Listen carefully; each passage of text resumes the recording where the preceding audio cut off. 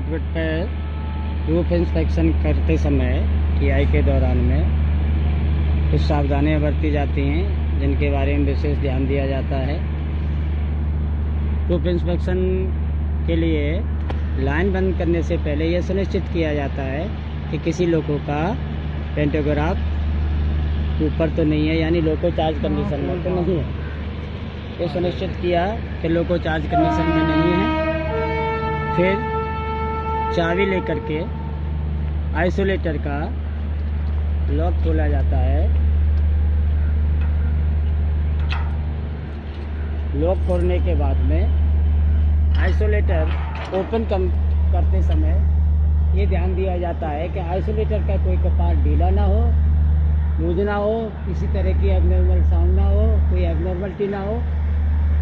अब आइसोलेटर को ओपन किया है और उसके दोनों कॉन्टैक्ट ओपन कंडीशन में और ये सुनिश्चित करना है कॉन्टैक्ट ओपन हो गए हैं और लाइन अभी कट चुकी है। और इसके बाद में इसका ताला वापस बंद करके चाबी अपनी पास रखी जाती है। ओपन करने के बाद में डिस्चार्ज रॉड को कॉन्टैक्ट वायर के साथ लगाया जाता है और उसका प्रॉपर अर्थिंग होना सुनिश्चित किया जाता है। ऊपर चढ़ने से पहले सावधानी बरती जाती है।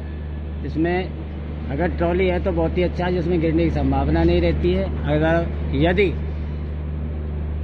लैडर लगाई जाती है तो सुबह सब पर चढ़ते समय सावधानी बरतना बहुत ज़रूरी है। पैर स्लिप हो सकता है और इंसान गिरने की भी संभावना रहती है। तो चढ़ते समय भी अपने शरीर की सुरक्षा करना ज़रूरी है। लैडर लगाइए और रूफ का इंस्पेक्शन करेंगे।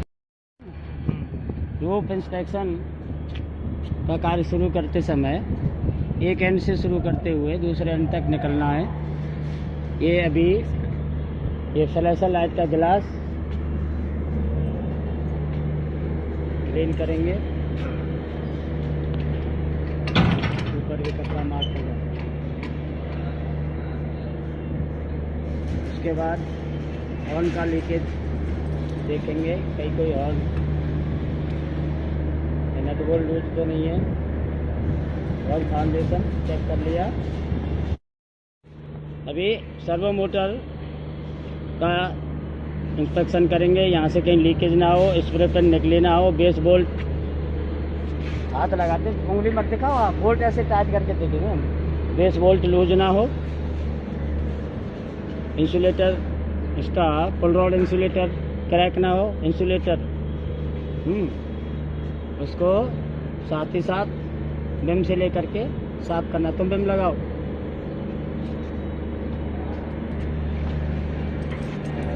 ज़्यादा प्ले ना हो और इसका स्प्लिट पिन लगा हुआ है और इसके मूविंग पार्ट में लुब्रिकेंट लगा हुआ है। उसके बाद में पेन टू पेन के कार्बन स्ट्रिप की कंडीशन जांच करेंगे। उसमें किसी प्रकार का कोई क्रैक ना हो, गड्ढा ना हो, डेंट ना हो और OHE का ओवर राइडिंग ना हो। और कार्बन स्ट्रिप की साइज सही होनी चाहिए। अगर यदि कार्बन स्ट्रिप 3.5 mm से या के आसपास आती है तो कार्बन स्ट्रिप चेंज करना आवश्यक होता है।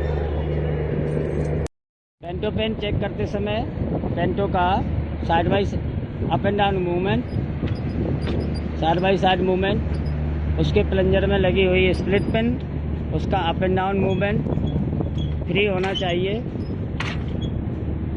उसके बाद में इसके संट की कंडीशन चेक करना है। संट पे उंगली रखो। पेंटो पेन के जितने भी संट हैं सब कंडीशन चेक करना है। अगर उसके स्ट्रेन घिस जाते हैं, टूट जाते हैं तो उनको चेंज करना आवश्यक रहता है। पेंटा फ्रेम का निरीक्षण किया जाता है, कहीं कोई क्रैक ना हो, कहीं टूटा ना हो और उसको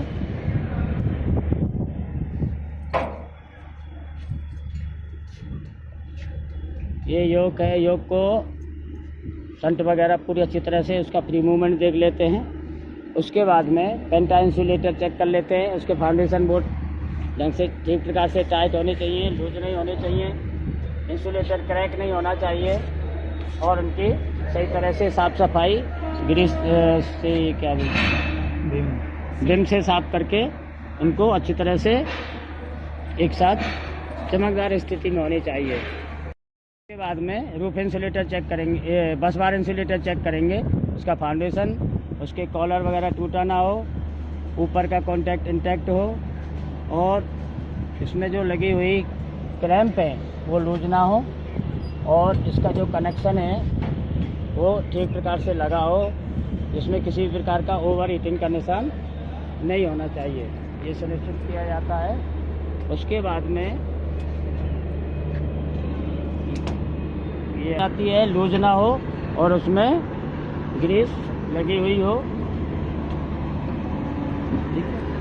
उसके बाद में बीसीबी की जांच की जाती है, उसके कनेक्शन ठीक प्रकार से लगे होने चाहिए, नट बोल्ट लूज ना हो, केबल किसी प्रकार से कट ना हो, ओवर हीट ना हो और बीसीबी का पेटीकोट किसी प्रकार का टूटा ना हो, कोई फ्लैश मार्क ना हो, ओवर हीटिंग मार्क ना हो। हीटी का भी base foundation, nut bolt, collar और किसी प्रकार का कोई डैमेज ना हो और उसको अच्छी तरह से साफ किया जाता है। हार्मोनिक फिल्टर की विजुअल जांच की जाती है, कोई बाहरी वस्तु उसके अंदर ना पड़ी हो, कोई किसी तरह का फॉरेन मटेरियल उसके अंदर ना हो, किसी प्रकार का कोई टूट फूट ना हो,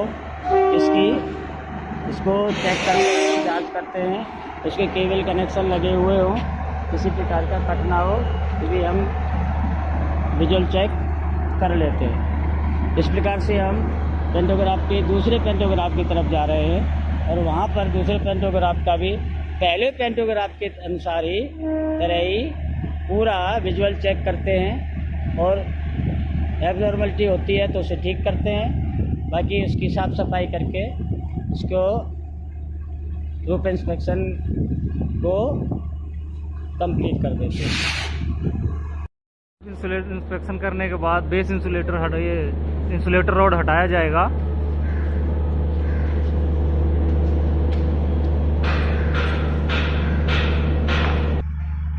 इंसुलेटर हटाने के बाद वापस OHC को चार्ज कर दिया जाता है।